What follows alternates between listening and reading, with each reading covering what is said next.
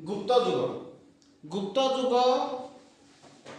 रो संस्कृति ठीक अच्छे एटा बहुत सुंदर पाठ किंतु सेतिकी एठरे मल्टीपुल मध्य गदा हेकी अछि जति भल लागे पढ़िया पई सेति एथरे तुम मल्टीपुल पाइबो बुझाले कि नहीं तुम जानिछ कि गुप्त जुग को सुवर्ण जुग बोली कहा जाउथिला कोन बोली कहा जाउथिला सुवर्ण जुग बोली कहा जाउथिला कोन पई सुवर्ण जुग बोली कहा जाउथिला टिके हमें ब्रीफली आलोचना करबा बुझाले कि नहीं गुप्त जुग कथा जतले हम आलोचना करूछु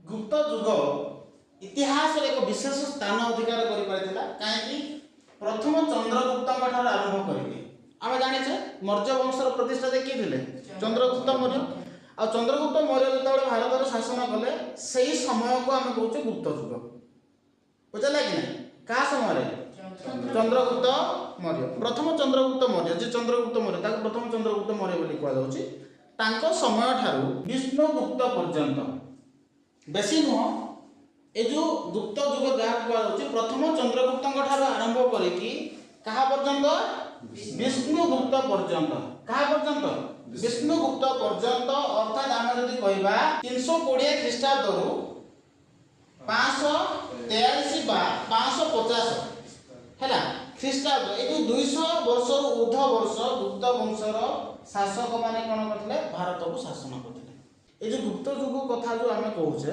प्रथम चंद्रगुप्त मौर्य ठारू आरंभ करी विष्णुगुप्त पर्यंत क्या पर्यंत विष्णुगुप्त पर्यंत समय सीमा कथा यदि आम आलोचना करबा ताहले 320 ख्रीष्टाब्द रु केतेरु 320 ख्रीष्टाब्द रु 543 बा 550 ख्रीष्टाब्द पर्यंत अर्थात आम कहबा कि पाखापाखि 200 वर्ष रु ऊर्ध्व समय पर्यंत गुप्त वंशर शासक माने कोन करथिले भारत को शासन करथिले तो एथिरे केवल भारत को शासन करथिले ताहा नुहे एहा भारतर संस्कृति को कोन करथिले एक उन्नत स्तर सोपान रे पहुंचे पारिथिले अर्थात आम या कहि परिबा कि एही समय भारतर संस्कृति कोन हैतला बहुत शीर्ष स्थान रे पहुंचिथिला बुझाला कि नहीं ना बुझ पाला नहीं एवं एही वंशर सुजोग्य शासक समुद्रगुप्त मन रखिथ द्वितीय चंद्रगुप्त कुमारगुप्त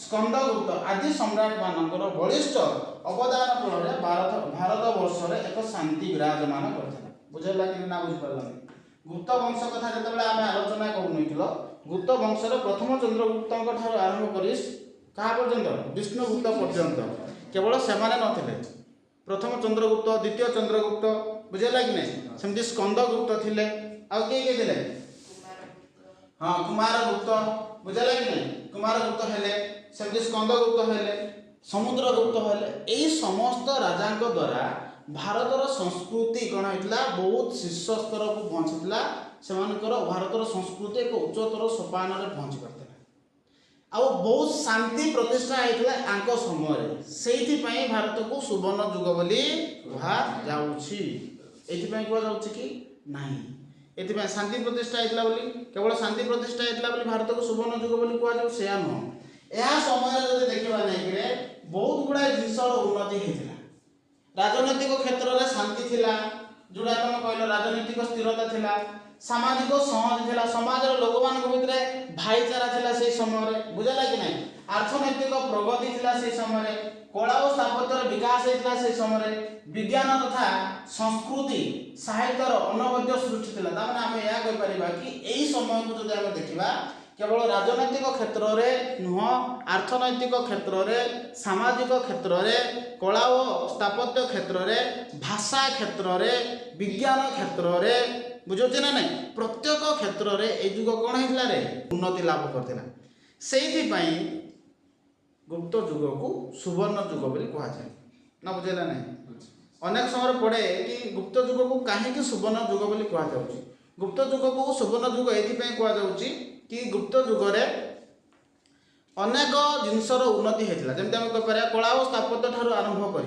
राजनैतिक क्षेत्र में स्थिरता थिला सामाजिक स्थिरता अर्थनैतिक प्रगति हाँ कि नहीं कला और स्थापत्यर उन्नति विज्ञानर उन्नति साहित्यर उन्नति प्रत्येक क्षेत्र में यही समय कौन होता उन्नति देखा मिलूला से गुप्त जुग कौन बोली कहुच्छी सुवर्ण जुग बुझीगला कि नहीं ना बुझा पड़लानी कौन पे कुआ जाउची बुझेला कि ना काहे कुआ गला बुझियला तो देखो तण देखि परिबो भारत काहे सुवर्ण युग बोली कुआ जाउची ओके तांकर स्थापत्य गुडी को देखो बहुत सुंदर भाव से माने कोन करले तांकर स्थापत्य गुडी को निर्माण करले स्थापत्य माने कलाकृति हां कि नहीं सेमति तांकर विज्ञान क्षेत्र रे ज्योतिष शास्त्र क्षेत्र बहुत उन्नति थिले माने बहुत उन्नति करथिले सेमति चिकित्सा क्षेत्र रे मध्ये मानकर बहुत उन्नति करथिले बट सेही समय कथा जदी कहबा विभिन्न प्रकार मेडिसिन ते माने तयारी करबा जानिथिले साहित्यर बहुत उन्नति हेतला विभिन्न भाषार उन्नति हेतला एई सब कारण पई आमे गुप्त युग कोन बोली कहछे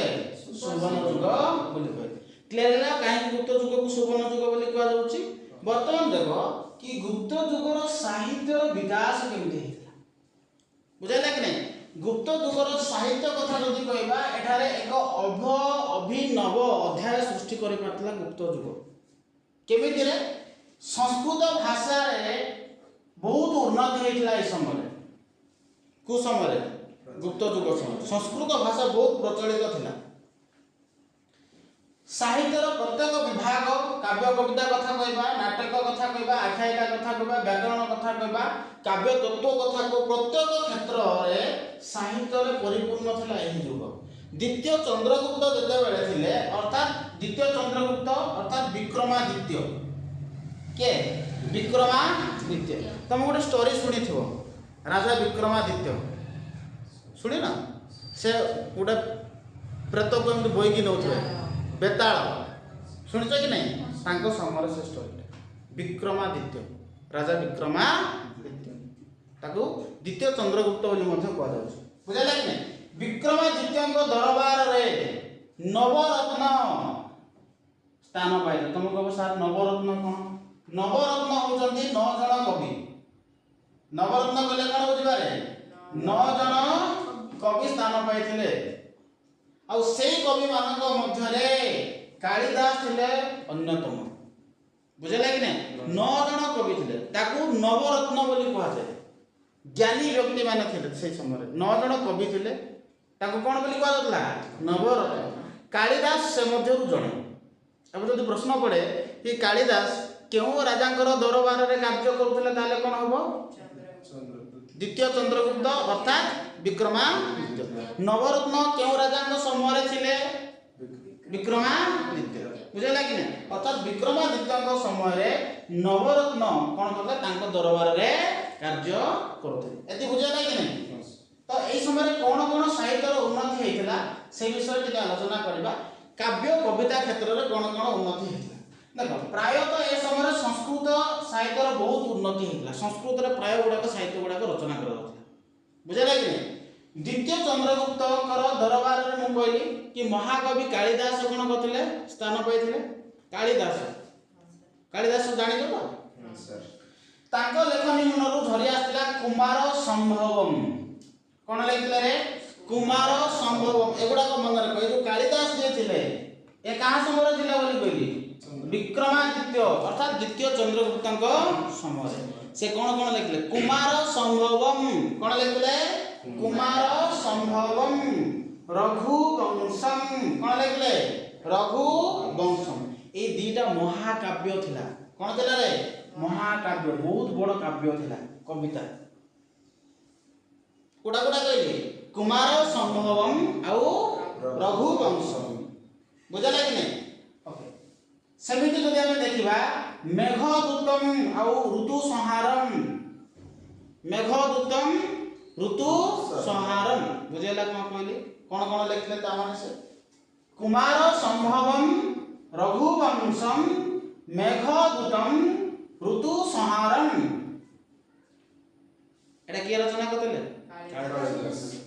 हला एगुडा काव्य थिला कोन थिला महाकाव्य थिला एगुडा कोन थिला महाकाव्य तो देखो से समय कथा जदा हम कहूचे कवि मानक मध्यरे हला सम्राट समुद्रगुप्त थिले अन्यतम जति समय कवि पढिले 9 जण कवि कथा कहूचे हमें हां कि नहीं से मध्यरे 9 जण कवि को भितरु सम्राट समुद्रगुप्त के कहली समुद्रगुप्त थिले जणे अर्थात राजा मध्य जणे के थिले जणे महान कवि थिले से समय तांको अलाहाबाद प्रशस्ति रे कविराज भाव रे चित्रण करा जायछि मन रखे तो କାହାକୁ କବିରାଜ ଭାବରେ ଚିତ୍ରଣ କରାଯାଇଛି ବୋଲି ପ୍ରଶ୍ନ ପଡ଼େ। ତେଣୁ ଆମେ କ'ଣ କରି ଲେଖିବା? ସମୁଦ୍ରଗୁପ୍ତ। କେଉଁ ପ୍ରଶସ୍ତିରୁ ଏହା ଜଣା ପଡୁଛି? ପ୍ରୟାଗ ପ୍ରଶସ୍ତି ନୁହଁରେ, ଆଲାହାବାଦ ପ୍ରଶସ୍ତିରୁ ଜାଣିବା। କେଉଁ ପ୍ରଶସ୍ତିରୁ ଜାଣିବା? ଆଲାହାବାଦ ପ୍ରଶସ୍ତି। ଏଠି ବୁଝିହେଲା ତ? ତ ଏଇ ଯେଉଁ ଗୁପ୍ତ ଯୁଗ ଥିଲା, ଏଠାରେ ଯଦି ଆମେ ଦେଖିବା ତାହେଲେ ସଂସ୍କୃତ ଭାଷାର ପ୍ରଚଳିତ ଥିଲା। ବହୁତ କାବ୍ୟ କବିତା ଏ ସମୟରେ ରଚନା କରିଥିଲା।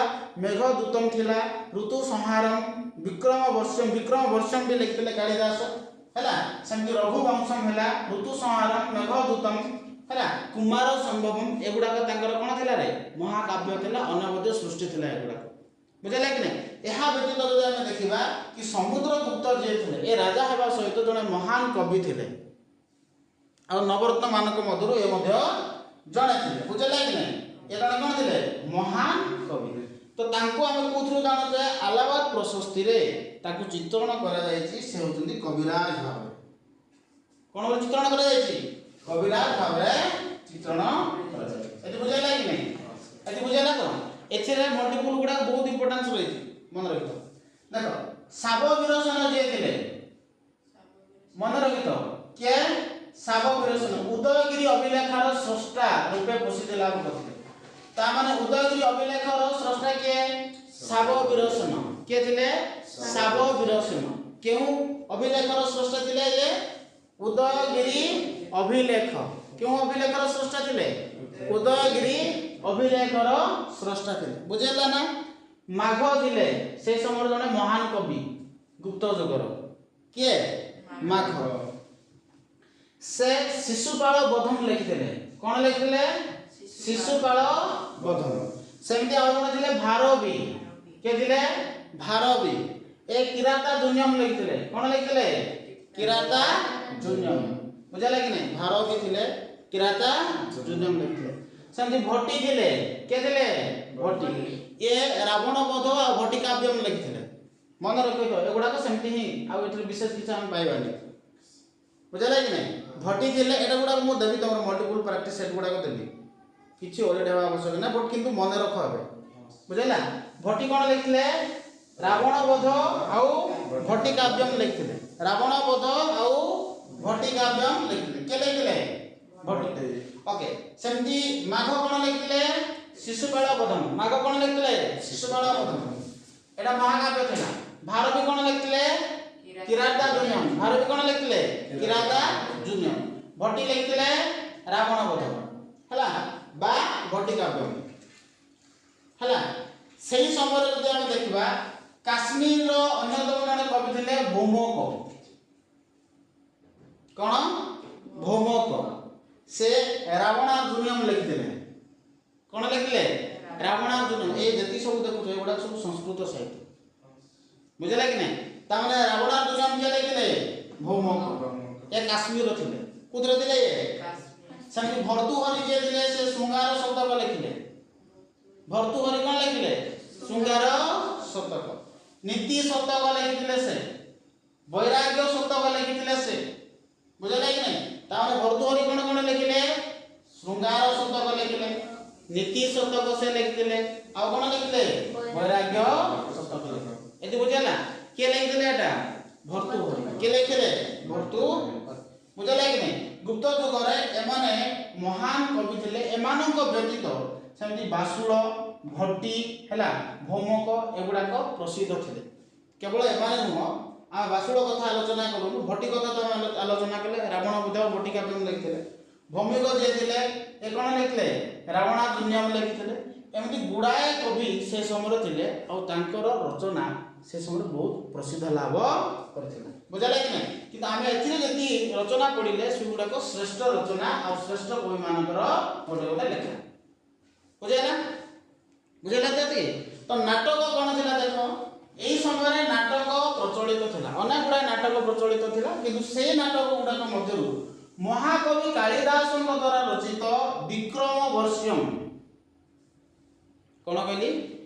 ବିକ୍ରମ ବର୍ଷ୍ୟମ। ଏଟା ଥିଲା ମହାନାଟକ ତାଙ୍କର। ଅଭିଯାନ ଶକୁନ୍ତଳମ, ମାଳ ବିକାଗ୍ନି ମିତ୍ରମ, ବିକ୍ରମ ବର୍ଷ୍ୟମ। ଏଟା ବିକ୍ରମ ବର୍ଷ୍ୟମ ଲେଖାଯାଇଛି। ଏଗୁଡ଼ାକ ତାଙ୍କର ନାଟକ ଥିଲା। ତାମାନେ କ'ଣ କ'ଣ ଥିଲା ରେ? ଅଭିଯାନ ଶକୁନ୍ତଳମ, ମାଳ ବିକାଗ୍ନି ମିତ୍ରମ୍ ଆଉ ବିକ୍ରମ ଏଗୁଡା କଣ ଥିଲା ତାଙ୍କର ନାଟକ ବୁଝିଲା କି ନାହିଁ। ଆଉ ଅଭିଯାନ ଶକୁନ୍ତଳମ୍ ଏଟା ସବୁଜ ଚିର ସବୁଜ ନାଟକ ବୋଲି କୁହାଯାଏ। ଚିର ସବୁଜ ମାନେ ଏଟା ବହୁତ ସୁନ୍ଦର ନାଟକ ଥିଲା। ଏଟା ଏବେ ବି ଲୋକମାନେ ଏଇ ନାଟକକୁ ଦେଖିବା ପାଇଁ ଭଲ ପାଆନ୍ତି ବୁଝିଲା କି ନାହିଁ। ଏଠାରେ ଶକୁନ୍ତଳା ସହିତ ରାଜା ଦୁଷ୍ମନ୍ତଙ୍କର ପ୍ରେମ କାହାଣୀ ବର୍ଣ୍ଣନା କରାଯାଇଛି ଅଭିଜ୍ଞାନ ଶକୁନ୍ତଳମ୍ରେ ହେଲା। ଶକୁନ୍ତଳା ସହିତ ରାଜା ଦୁଷ୍ମନ୍ତଙ୍କର ପ୍ରେମ କାହାଣୀ ଏଠାରେ ବର୍ଣ୍ଣନା କରାଯାଇଛି ବୁଝିଲା କି ନାହିଁ। ତେଣୁ ଆମେ ଏହା ଜାଣିଲେ କି ଆମର ଯୋଉ ସାହିତ୍ୟ ଗୁଡ଼ାକ ଯୋଉଗୁଡ଼ାକ ଦେଖିଲେ କାଳିଦାସ କଣ କଣ ରଚନା କରିଥିଲେ କହିଲେ। କାଳିଦାସଙ୍କ ଦ୍ୱାରା ରଚନା ହେଲା କୁମାର ସମ୍ଭବମ୍ ରଘୁବଂଶମ୍ ସେମିତି ମେଘଦୂତମ୍ ଋତୁ ସଂହାରମ୍ ଏଗୁଡ଼ାକ କାବ୍ୟ ଥିଲା ତାଙ୍କର। କଣ ଥିଲା କାବ୍ୟ କାଳିଦାସଙ୍କର କଥା କହୁଛି ହେଲା। ଏଗୁଡ଼ାକ ରଘୁବଂଶମ୍ କୁମାର ସମ୍ଭବମ୍ ରଘୁବଂଶମ୍ ମେଘଦୂତମ୍ ଋତୁ ସଂହାରମ୍ ଏଟା କଣ ଥିଲା ତାଙ୍କର କାବ୍ୟ। ନାଟକ ଯଦି ଦେଖିବା ତାହେଲେ କଣ ଥିଲା ରେ ଅଭିଜ୍ଞାନ ଶକୁନ୍ତଳମ୍ ମାଳ ବିକାଗ୍ନି ମିତ୍ରମ୍ ବିକ୍ରମ ବଶ୍ୟମ୍ ଏଗୁଡ଼ାକ ତାଙ୍କର କଣ ଥିଲା ନାଟକ। ସେ ଭିତରୁ ସବୁଠୁ ସୁନ୍ଦର ନାଟକ କୋଉଟା ଅଭିଜ୍ଞାନ ଶକୁନ୍ତଳମ୍। ଏଟା ଏଭରଗ୍ରୀନ ନାଟକ ବୋଲି କୁହାଯାଉଛି। ଏଭରଗ୍ରୀନ ମାନେ ଚିର ସବୁଜ ସଦାବେଳେ ସ୍ମରଣ ବହୁତ ସୁନ୍ଦର ନାଟକ। ଆଉ ପଢ଼ିବ ବୋଲେ ବହୁତ ତମକୁ ପଢ଼ିବା ପାଇଁ ବହୁତ ଇଣ୍ଟରେଷ୍ଟ ଲାଗିବ ଏ ନାଟକଟା ବୁଝୁଛ ନା ନାଇଁ। କଣ ଅଭିଜ୍ଞାନ ଶକୁନ୍ତଳମ୍ ବୁଝିଲା କି ନାଇଁ।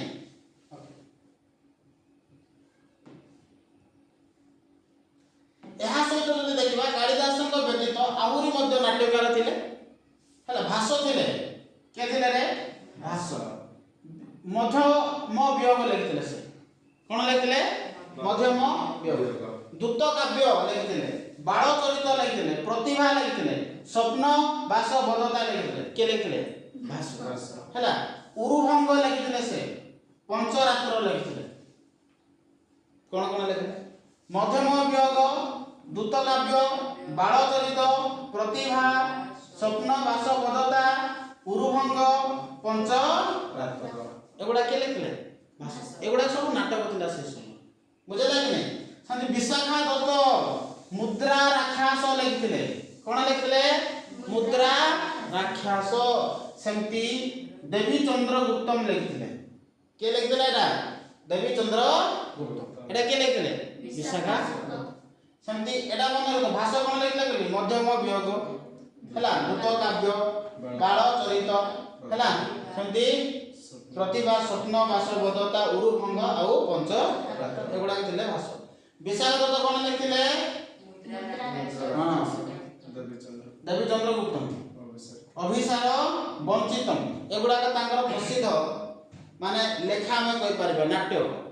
କାହାର ଏଟା ବିଶାଖା ଦତ୍ତଙ୍କର।